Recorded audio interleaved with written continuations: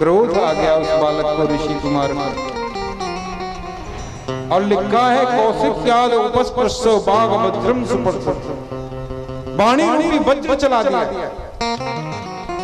बाघ वज्रम विससर्ज है। जिस काले नाग से मेरे पूज्य पिता का अपमान किया है परीक्षित ने, मैं शाप देता हूं आज के ठीक 7वें दिन इसी नाग का जो पूर्वज है तक्षक सर्प आएगा, परीक्षित को डसेगा और उनकी अकाल मृत्यु।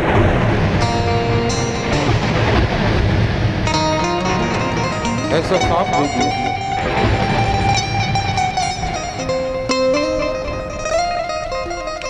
पता चला समीक ऋषि को, बेटे को रोते रोते देखा। क्या हुआ? बोले आपका अपराध करके चला गया परीक्षित महाराज। बोले कोई बात नहीं बेटा, जो राजा हमें फूलों के हार पहनाता है एक दिन थोड़ा अपमान भी कर गया तो कोई बात नहीं। बोले कोई बात कैसे नहीं, मैंने ऐसा दंड दिया है परीक्षित को कि अपने जीवन में फिर कभी ऐसी गलती नहीं करेगा। समीक ने कहा क्या किया बेटा तुमने? बोले मैंने साफ दे दिया पिताजी, आज के ठीक 7वें दिन तक्षक सर्प आएगा, परीक्षित को डसेगा और उनकी अकाल मृत्यु हो जाएगी, मर जाएंगे। अरे बेटा तूने बिल्कुल सही नहीं किया, क्योंकि तितिक्षया कारुण्या मैत्रा चाखिल जंतुषु समत्वेन च सर्वात्मा भगवान संप्रसीदति। तितिक्षा करुणावान होना और मैत्रा चाखिल जंतुषु सबसे मैत्री का भाव रखना, ये संत का लक्षण होना चाहिए। तूने अच्छा नहीं किया पुत्र। समीक ऋषि ने अपने शिष्यों को बुलाया और कहा कि जाओ परीक्षित के पास उनसे जाकर के कहो मेरे नासमझ पुत्र ने 7 दिन में मरने का साथ दे दिया है, वो चाहे तो अपनी मुक्ति का उपाय कर सकते हैं।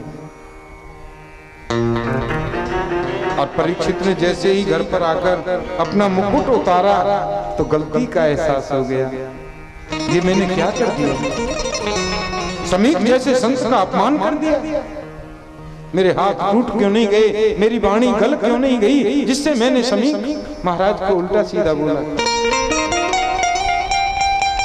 इतने में गौरमुख नाम का शिष्य आया। कहिए कैसे आना हुआ? बोले महाराज आज आपसे भूल हो गई। हाँ हाँ मुझसे भूल हो गई, मैं बिल्कुल माफी मांगता हूँ और मैं कल आऊंगा आश्रम में, समीक ऋषि के चरणों में सिर रख करके प्रणाम करूंगा, माफी मांगूंगा। गौरमुख बोला महाराज अब तो समय निकल चुका है। महात्मा श्रृंगी ने श्राप दे दिया है, आज के ठीक 7वें दिन तक्षक सर्प आएगा, आपको डसेगा और आपकी अकाल मृत्यु हो जाएगी।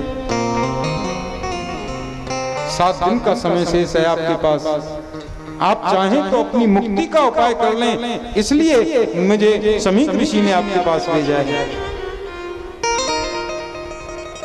परीक्षित की आंखों में से आंसू निकल पड़े। अपने पुत्र को जन्मेजय को राजगद्दी पर बिठाया और अपनी पत्नी से बोले देवी ब्रह्मा की सृष्टि में मैं पहला आदमी ऐसा हूं,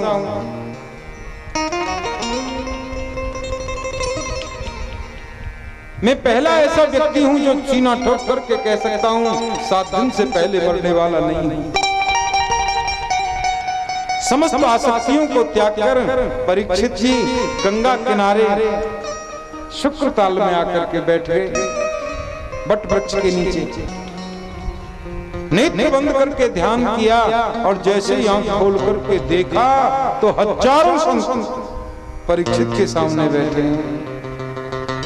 अत्रि वसिष्ठ च्यवनस्सरद्वा अरिष्ट नेमि भृगुरंगिराश्च पराशरो वादिसुतोऽथ राम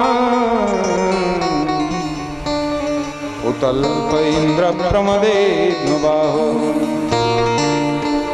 अत्रि वशिष्ठ च्यवन शरद्वान अरिष्टनेमि अंगिरा भृगु पराशर ऋषि विश्वामित्र, जितने भी छठे छठे महात्मा थे सब परीक्षित के सामने बैठे, लेकिन कोई भी ये निर्णय नहीं कर पा रहा है कि परीक्षित की 7 ही दिन में मुक्ति कैसे है।